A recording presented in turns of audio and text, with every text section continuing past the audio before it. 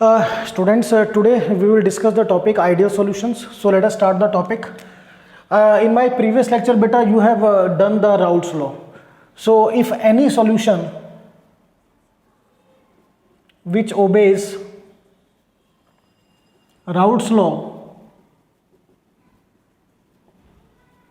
at any concentration is said to be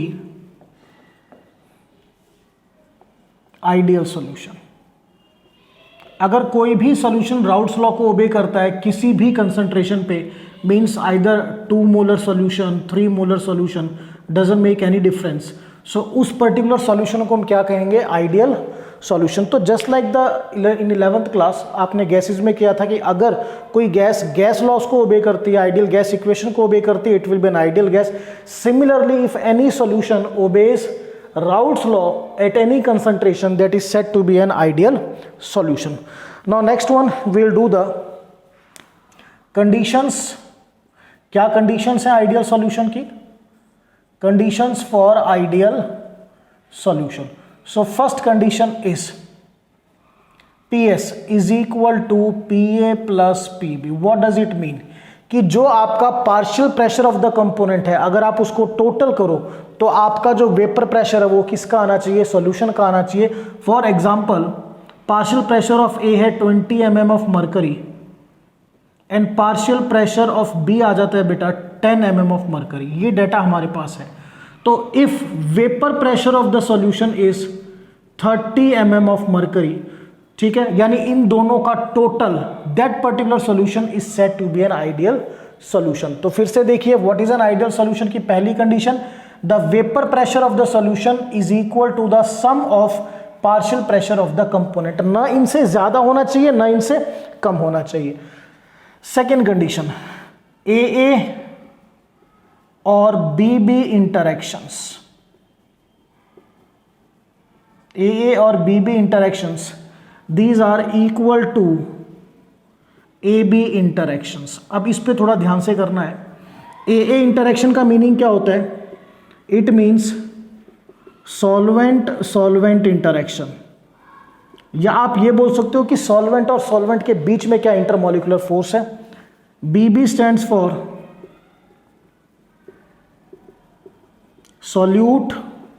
solute interaction and AB stands for solute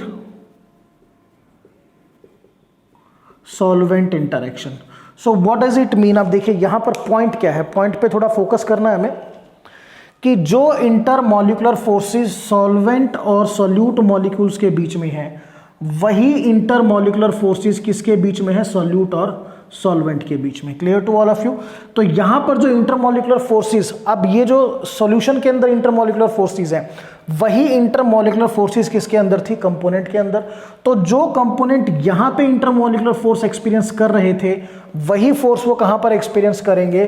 solution के अंदर। So I will write the intermolecular force between the solute or between the solvent is nearly equal to the intermolecular force between the solute and solvent। It means जो intermolecular force पहले थी solution बनने के वही intermolecular force solution बनने के बाद भी है। So I will write there is no change in intermolecular force। सबसे important point, कोई change नहीं है। So point number 2 is clear कि इंटरमॉलिक्यूलर फोर्स में कोई भी चेंज नहीं है जो सॉल्यूशन बनने के पहले थी। Be clear? These are the A और B interaction, mean these are the intermolecular forces before formation of solution. These are equal to A B interactions after formation of solution. तो solution में जो forces हैं और solution बनने से पहले जो फोर्सेस थी these are near about the same. Now point number 3, delta V mixing is 0। Delta V mixing का मतलब होता है बेटा, you know that there is no change in volume, means volume neither increases nor decreases. जैसे component A ये 10 ml है और component B आपका 20 ml, तो सॉल्यूशन की जो वॉल्यूम आएगी वो कितनी आएगी 30 ml। सॉल्यूशन ना तो वॉल्यूम ना तो कम होगी ना ज़्यादा। अब इस पे थोड़ा मैं आपसे डिटेल में बात करता हूँ। बेटा नॉर्मली सॉल्यूशन कब डिक्रीज करती है? जब सॉल्यूशन के अंदर फोर्स स्ट्रांग होगी तो पार्टिकल नज़दीक आएंगे, वॉल्यूम डिक्रीज करेगी। या सॉल्यूशन के अंदर फोर्सेस वीक होगी, then the particle they will move apart, वो दूर जाएंगे, in that case volume increase होगी। बट यहाँ पर जो फोर्सेस ऑफ अट्रैक्शन है उनमें कोई भी चेंज नहीं है। जो forces of attraction before the formation of solution था वही forces of attraction after the formation of solution है, ड्यू टू विच पार्टिकल्स के बीच का जो डिस्टेंस है वो सेम रहेगा, वॉल्यूम ना तो इंक्रीज होगी और ना ही डिक्रीज। तो अगर आपसे पूछा जाए that why delta V mixing is zero, तो रीजन इज सेम जो आपने ऊपर लिख रखा है, पॉइंट नंबर 2, ए और B interactions are equal to AB interactions. Clear? Now point number 4, delta H mixing enthalpy change is 0. Enthalpy change 0 का मतलब neither heat is released nor absorbed, ना तो बेटा हीट रिलीज होगी और ना ही हीट एब्जॉर्ब होगी। सो जस्ट सी आउट, इसको भी समझते हैं। जब आप AA और BB को मिक्स करके सॉल्यूशन बनाओगे, सो बेटा आपको AA बॉन्ड को ब्रेक करना है, BB बॉन्ड को ब्रेक करना है, तो इसको ब्रेक करने के लिए आपको एनर्जी सप्लाई करनी पड़ेगी। और जब ये AB बॉन्ड बनेगा तो इसके बनने पर जो एनर्जी है E एनर्जी रिलीज होगी सराउंडिंग में। तो जो एनर्जी आपने बॉन्ड ब्रेकेज के लिए सप्लाई करी थी E1, उतनी ही एनर्जी रिलीज होगी जब आपका बॉन्ड बनेगा, नया bond in the solution. So since the energy supplied in the breakage of bond is equal to the energy released in the formation of new bond, E1 equals to E2, therefore we can say जो आपका delta H है वो 0 आएगा। ठीक है, क्योंकि जितनी heat यहां सप्लाई करी है, जितनी एनर्जी यहां सप्लाई करी, उतनी ही एनर्जी रिलीज भी होगी। So the enthalpy change will be 0 and it means temperature neither increases nor decreases। Solution बनने पर ना तो टेम्परेचर इंक्रीज होगा और ना ही टेम्परेचर आपका डिक्रीज होगा। 4 कंडीशन बहुत अच्छी तरह से हमने स्टडी करी है। सो एक बार इनको शॉर्ट में लिख लेता हूं। We are having some more conditions. First condition we have written that vapour pressure of solution is the sum of partial pressure of the component. Second condition, AA or BB interactions, these are equal to AB interactions. Third, delta V mixing is equal to 0. Fourth, delta H mixing is equal to 0. Now number 5, delta S mixing. So delta S क्या होता है बेटा? Entropy change. तो जब आप solute और solvent को mix करोगे, ड्यू टू सॉल्यूट और सॉल्वेंट को मिक्स करोगे, then what happens, number of particle increase होंगे, उनका मूवमेंट भी इंक्रीज होगा। तो whenever number of particle increases या उनका मूवमेंट इंक्रीज होता है तो एंट्रोपी हमेशा इंक्रीज करती है। So I will write delta S mixing is positive, that is entropy increases. Now the sixth one, delta G, all of you know gives free energy. ठीक है ना? तो since the process is spontaneous, ideal solution के बनने का जो process है वो स्पॉन्टेनियस है, और किसी भी स्पॉन्टेनियस प्रोसेस के लिए डेल्टा जी क्या होता है? Negative. So I will say here in this case delta G comes out to be negative. So these are the 6 conditions. पहले एक बार फिर से देखते हैं कि भाई सॉल्यूशन का वेपर प्रेशर किसके इक्वल होगा? Partial pressure of the solute and solvent. Secondly, forces ना तो कम होंगी ना ज्यादा होंगी, ड्यू टू विच ना तो वॉल्यूम में चेंज आएगा ना डेल्टा एच में चेंज आएगा, बट क्योंकि नंबर ऑफ पार्टिकल इंक्रीज हो रहे हैं, उनका मूवमेंट इंक्रीज हो रहा है, तो एंट्रोपी आपकी बढ़ेगी। एंड सिंस प्रोसेस स्पॉन्टेनियस है तो डेल्टा जी क्या होगा? नेगेटिव होगा। सो this is regarding the conditions. अब बात करते हैं एग्जांपल्स की।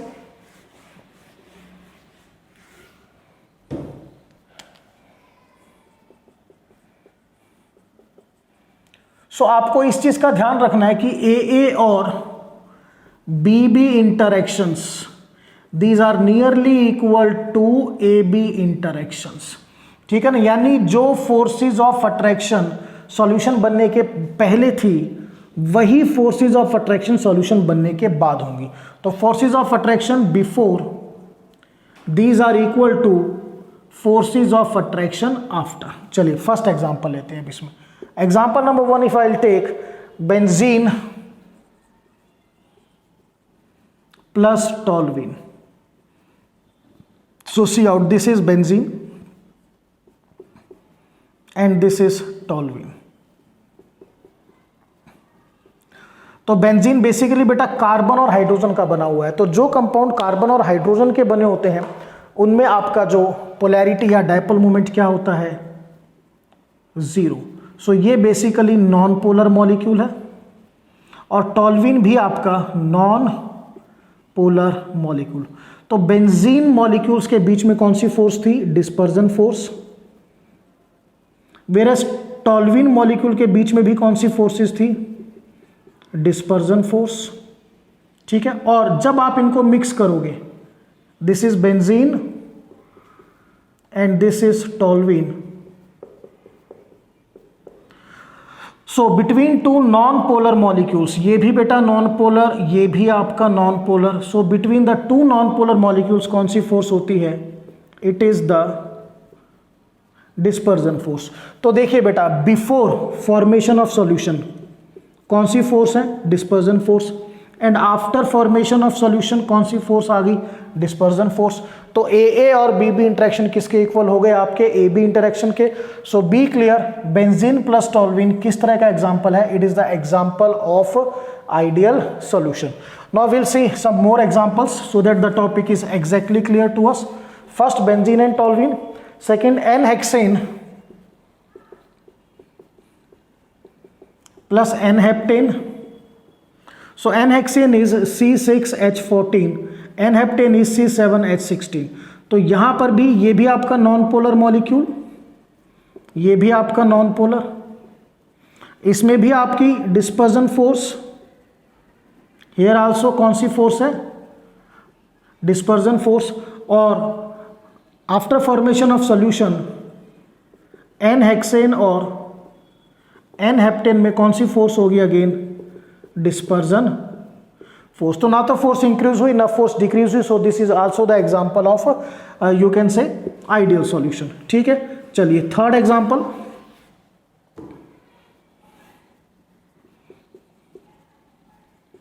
Bromoethane plus iodoethane. So bromoethane is CH3CH2Br, iodoethane is CH3CH2I। अब यहां पर भी ये आपका देखिए carbon bromine, delta negative delta positive, तो डाइपोल डाइपोल फोर्सेस आ जाएंगी आपकी।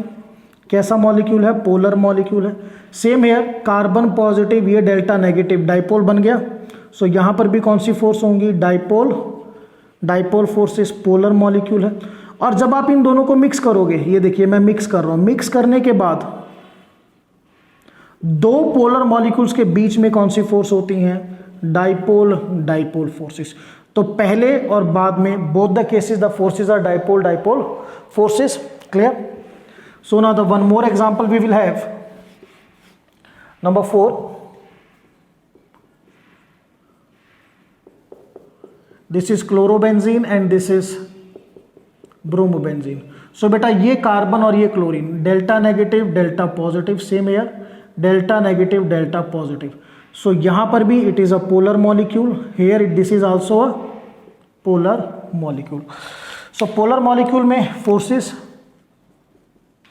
Dipole dipole, here also the forces are dipole dipole. और जब आप इनको मिक्स करोगे, so between the two polar molecules कौन सी फोर्सेस होती हैं, डाइपोल डाइपोल फोर्सेस। तो forces are same, these are the example. बिल्कुल ध्यान से क्या करना है, when similar type of molecules are mixed, जिनमें सिमिलर फोर्सेस होती हैं, तो सॉल्यूशन में भी कैसी फोर्सेस आएंगी, सिमिलर फोर्सेस आएंगी।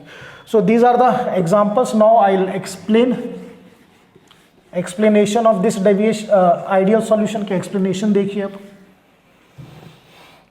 Now explanation of ideal solution. So I will explain with the help of an example. I'll take the example benzene and toluene. Benzene and toluene. See out carefully now. So बेटा ये benzene molecule थे. Between the two benzene molecules कौन सी force है? Dispersion force. And this is toluene.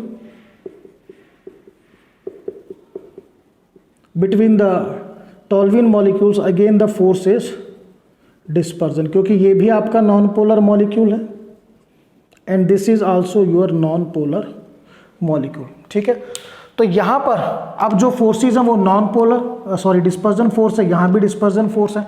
तो ये मान के चलिए कि दोनों में फोर्सेज सेम है. तो अगर ये आपका x नंबर ऑफ वेपर बनाएगा तो यहाँ पर ये भी कितने वेपर बनाएगा? x नंबर ऑफ वेपर, क्योंकि फोर्सेज सिमिलर है.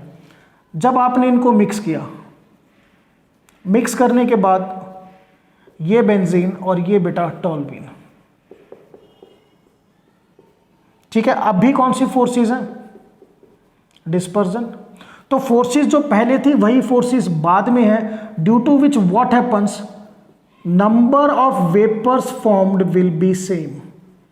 जो वेपर फॉर्म्ड होंगे वो क्या होंगे? सेम होंगे. अब इस बेंजीन मॉलिक्यूल को देखो, ये कौन सी फोर्स एक्सपीरियंस कर रहा है? Dispersion force. यहां पर भी कौन सी एक्सपीरियंस कर रहा था? Dispersion force. तो यहां पर अगर इसने एक्स वेपर बनाए हैं तो यहां पर भी क्या बनाएगा? X vapour. अब ये टॉलुइन मॉलिक्यूल्स, यहां पर डिस्पर्जन फोर्स थी, एक्स मॉलिक्यूल्स वेपर के बना रहा था, यहां पर भी डिस्पर्जन फोर्स है, तो ये भी कितने वेपर बनाएगा? एक्स बनाएगा. ठीक है, तो यानी कि यहां पर कितने वेपर बने? एक्स प्लस एक्स, और यहां पर भी कितने बन गए? X plus x. तो number of vapour formed same होंगे, और number of vapour formed same होंगे तो ऑब्वियसली वेपर प्रेशर भी क्या होगा? Same. So what will I write? Due to similar force of attraction in solution, due to similar force of attraction in solution, the number of vapors formed will be same. Vapor formed same रहेंगे, और you can say the escaping tendency remains same. Escaping tendency बेटा same रहेगी, and hence the vapor pressure remains same. Vapour pressure भी क्या होगा? Same होगा. It neither increases nor decreases. यानी यहां पर ये कितने वेपर प्रेशर एग्जर्ट कर रहा है? P बेंजीन इतना वेपर प्रेशर एग्जर्ट कर रहा है. तो यहां पर भी कितना वेपर प्रेशर एग्जर्ट करेगा? P benzene. यहां पर ये कितना वेपर प्रेशर एग्जर्ट कर रहा है? P toluene. तो यहां पर भी कितना वेपर प्रेशर एग्जर्ट करेगा? P toluene. तो वेपर प्रेशर ऑफ सॉल्यूशन किसके इक्वल हो गया बेटा? P benzene plus P toluene. सीधा सा लॉजिक है. अगर सॉल्यूशन जो बन रहा है उसमें फोर्सेस सेम है तो same number of molecule leave करेंगे, सेम नंबर ऑफ वेपर बनेंगे, and the vapour pressure will remain the same. Clear? Non ideal में स्टडी करेंगे कि सॉल्यूशन में अगर फोर्स ऑफ अट्रैक्शन बढ़ जाती है. सोचिए थोड़ी देर के लिए, जस्ट इमेजिन कि यहां अगर फोर्स ऑफ अट्रैक्शन इंक्रीज होगी तो वेपर फॉर्म्ड कम हो जाएंगे. Clear to all of you? Non ideal हो गया. अगर यहाँ फोर्स ऑफ अट्रैक्शन कम हो जाती है तो वेपर फॉर्म्ड ज्यादा होंगे, अगेन नॉन आइडियल. तो आइडियल सॉल्यूशन में ध्यान रखिए, सॉल्यूशन के अंदर वही फोर्सेज होंगी जो सॉल्यूट या सॉल्वेंट के अंदर थी. So the force of attraction remain the same, hence the vapour pressure of solution is equal to the partial pressure of the component. So this is the explanation. Now graphical representation of ideal solution बहुत important है, ध्यान से समझना है इसको भी.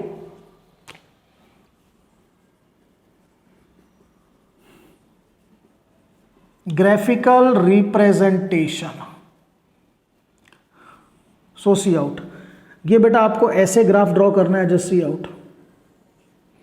ठीक है, ये आपका प्रेशर का एक्सिस है और यहां पर ये आपका मोल फ्रैक्शन का एक्सिस है. तो यहां पर ये दो पॉइंट है, ध्यान कीजिएगा. इस पॉइंट पर मुझे चाहिए प्योर सॉल्वेंट और इस पॉइंट पर मेरे को चाहिए आई नीड प्योर सॉल्यूट. ध्यान करो, यहां प्योर सॉल्वेंट चाहिए, वहां प्योर सॉल्यूट चाहिए. सो what will I do? Pure solvent का मतलब मैं यहां मोल फ्रैक्शन ऑफ सॉल्वेंट क्या कर दूं? 1. तो प्योर सॉल्वेंट हो गया, तो मोल फ्रैक्शन ऑफ सॉल्यूट क्या हो जाएगा? 0. यहां पर मेरे को प्योर सॉल्यूट चाहिए, तो एक्स बी क्या हो गया 1 और एक्स ए क्या हो जाएगा 0। तो ये जो एक्सिस है, ये वाला पॉइंट है, यहां पर प्योर सॉल्वेंट का मतलब सिर्फ मेरे पास सॉल्वेंट है, सॉल्यूट नहीं है। तो प्योर सॉल्वेंट का vapour pressure P not a, it is a vapour pressure of pure solvent, और यहां पर प्योर सॉल्यूट है तो ये P नॉट बी। ठीक है, अब वेपर प्रेशर किसी भी कंपोनेंट का ज्यादा कम हो सकता है प्योर स्टेट का, that is not an issue. ठीक है, ये नीचे ऊपर इसलिए क्योंकि प्योर स्टेट में किसी का वेपर प्रेशर ज्यादा होगा, किसी का कम होगा, उससे हमें कोई मतलब नहीं है। तो यहां पर आप देखिए प्योर सॉल्वेंट, जब आप यहां से यहां जाओगे तो आप ध्यान से देखिए, सॉल्वेंट का मोल फ्रैक्शन यहां 1 है, यहां सॉल्वेंट का मोल फ्रैक्शन 0 है, तो सॉल्वेंट का मोल फ्रैक्शन कम होगा। Be clear, P is equal to P naught x, ये हमने किया था राउट्स लॉ। जब आप यहां से यहां जाओगे तो मोल फ्रैक्शन ऑफ सॉल्वेंट 1 से क्या हो रहा है 0, यानी मोल फ्रैक्शन क्या करेगा, डिक्रीज करेगा। जब मोल फ्रैक्शन डिक्रीज करेगा तो पार्शियल प्रेशर भी डिक्रीज, ये ए का पार्शियल प्रेशर डिक्रीज, तो यहां से डिक्रीज होते होते इस पॉइंट पर 0 आ गया। Clear to all of you. तो ये क्या हो गया, ये कर्व पी है। सिमिलरली यहां से देखिए प्योर सॉल्यूट है, प्योर सॉल्यूट का मोल फ्रैक्शन 1, जब आप यहां से यहां आओगे तो सॉल्यूट का मोल फ्रैक्शन डिक्रीज हो रहा है, मोल फ्रैक्शन डिक्रीज होगा तो उसका प्रेशर भी डिक्रीज होगा। Clear, so it is Pb। जब आप इन दोनों को कंबाइन करोगे, this is Ps which is equal to Pa plus Pb। सो बहुत सिंपल सा ग्राफ है, कोई ज्यादा मुश्किल नहीं है। समझना क्या है, ये ग्राफ किस पर बेस्ड है, it is based on P is equal to P naught x, कि जैसे जैसे मोल फ्रैक्शन डिक्रीज होगा पार्शियल प्रेशर डिक्रीज होगा, ये डिक्रीज, और जब यहां से यहां कंबाइन करेंगे, this I will get vapour pressure of the solution. So in the end मैं आपको कहूंगा what is an ideal solution जो राउट्स लॉ को ओबे करता है। राउट्स लॉ को ओबे करने का सबसे पहला मतलब PS is equal to PA plus PB, यानी जो partial pressure of A, partial pressure of B, उनको अगर मैं ऐड कर दूं तो मेरे पास वही वेपर प्रेशर आएगा जो सॉल्यूशन का एक्चुअल वेपर प्रेशर है। क्लियर, और इसका मेन क्या है, मेन इन द सेंस कि जो फोर्स ऑफ अट्रैक्शन सॉल्यूट या सॉल्वेंट में है वही फोर्स ऑफ अट्रैक्शन आपके सॉल्यूशन में, means force of attraction before the formation of solution are equal to the force of attraction after the formation of solution. So my dear, this is all about the ideal solution. That's all.